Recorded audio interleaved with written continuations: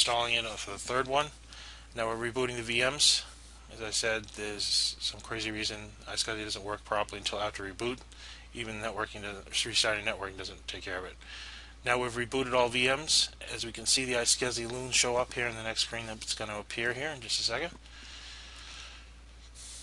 There they are. There's the loons. We're not going to use all these loons. We're going to use loons 20 through 25, I believe. 24. 20 through 25. That's assigning 5 cluster disks in duplication to all 3 nodes of the cluster. We're not actually going to initialize the disks on 2 of the nodes until after we install the cluster server. That way there's no confusion and problems with shared disks.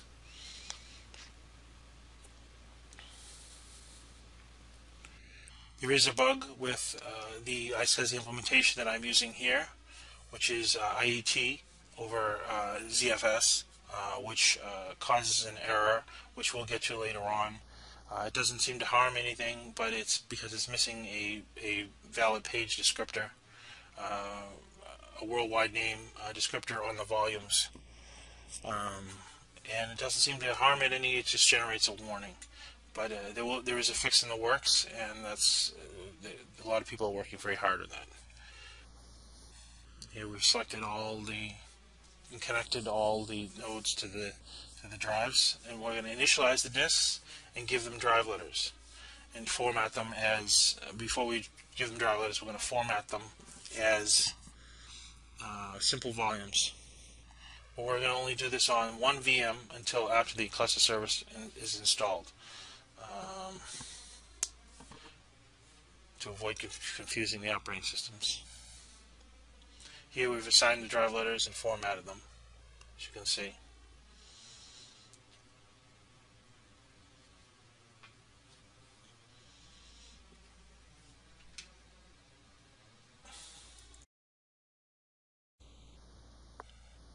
Now next we're going to join the domain. Now all this precludes that we're using DHCP service to assign IP addresses to the first network cards. Here we're selecting the domain and selecting the computer name proper to the individual server in line with what we called the server inside of Proxmox.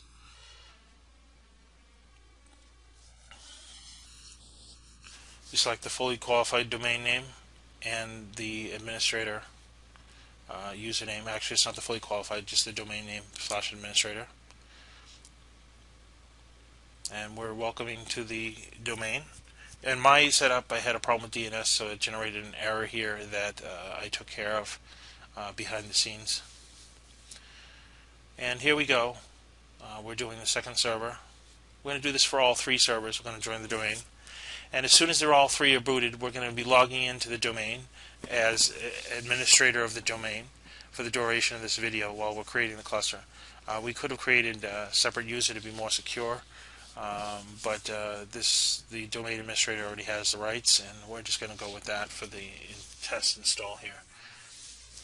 We're selecting my AD2 administrator, which is the name of my domain there, my AD2, my Active Directory 2. It's going to say welcome to the domain there. It takes a few seconds to come up. The more memory you assign to the VMs, if you have enough available, the faster this stuff is going to go. On my systems, I'm limited to 24 gig of memory, and half that is allocated to the ZFS file system.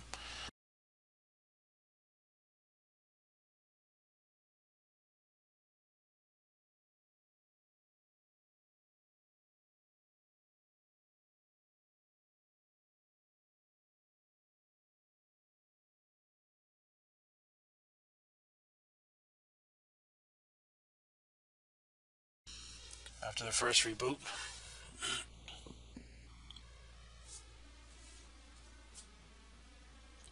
we're going to add a failover cluster feature, followed by adding a second network interface. But first, we need to add the .NET Framework 3.5.1. This is not done through updates. This is done through features, and so we're going to add the .NET Framework feature. Now the compilation of the .NET framework is very slow because it's a single thread, unlike Linux, which allows you to port a compile to a cluster. You can't do that with the Microsoft one since it is a single thread, and so you just have to wait for that.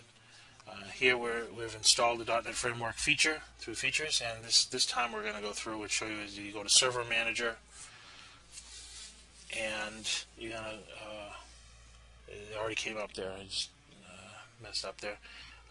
You're going to select Features, and then we're going to add features. We're going to add the .NET Framework.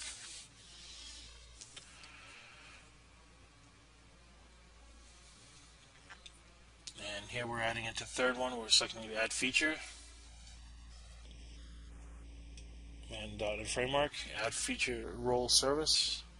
And next, and finish, close. Next we're going to add the failover cluster feature.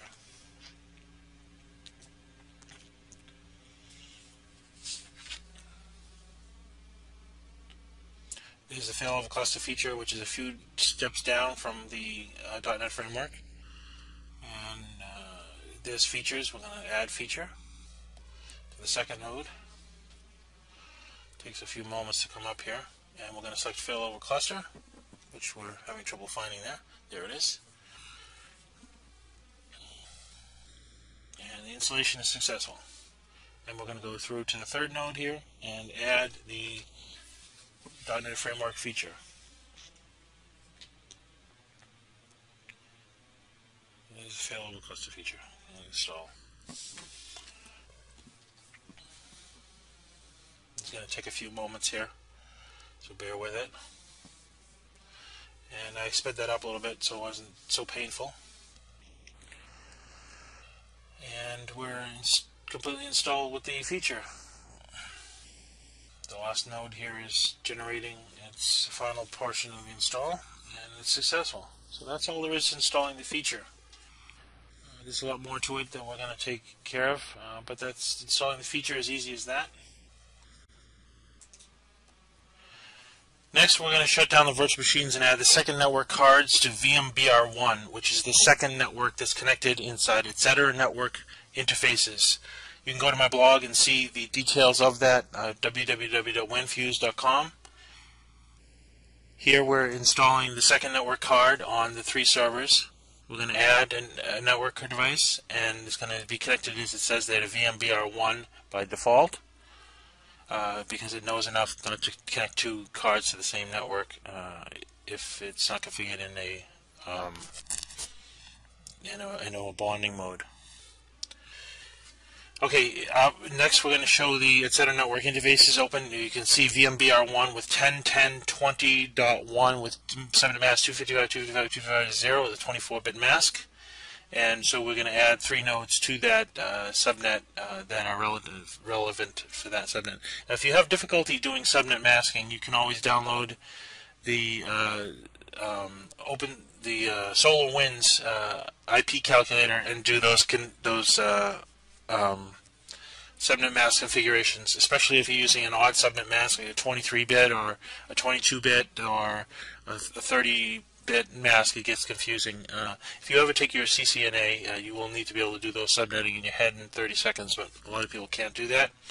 So now we're restarting the VMs after we've installed the network cards. As you can see there on the right-hand side, there's 2 network cards now in each of the 3 servers with their own bridge address.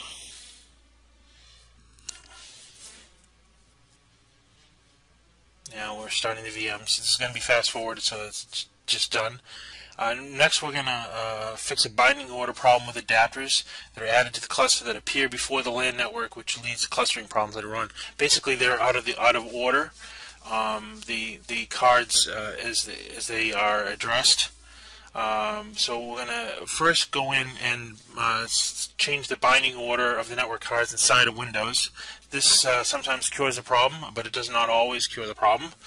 Sometimes you have to use the registry and NVS bind to fix the proper way, which I'm going to go through and show you how to do here. This is a very annoying bug. It is almost as annoying as fixing the the fact that there's duplicate addresses that aren't taken care of by sysprep. But it is manageable, so I go through and show you how to do that. So now we're going to change the adapter settings, and first thing we're going to do is we're going to rename the adapter to ClusterNet.